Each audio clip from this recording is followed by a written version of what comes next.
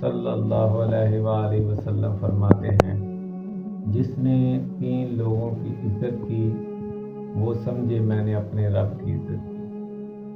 اللہ کرے آپ کو سمجھ آ جائے، لیکن حضور نے بہت بڑی بات کر دی۔ فرمایا جس نے ان 3 کی عزت کی وہ سمجھے اس نے اپنے رب کی عزت کی۔ وہ 3 لوگ کون ہیں؟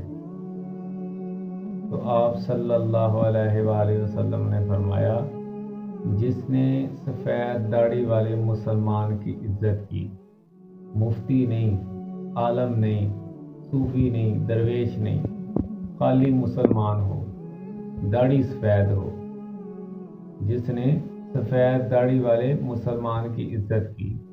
نمبر 2، عدل کرنے والے بادشاہ کی عزت کی۔ نمبر 3، قرآن پاک کے عالم کی عزت کی، وہ سمجھے اس نے اپنے رب کی عزت کی۔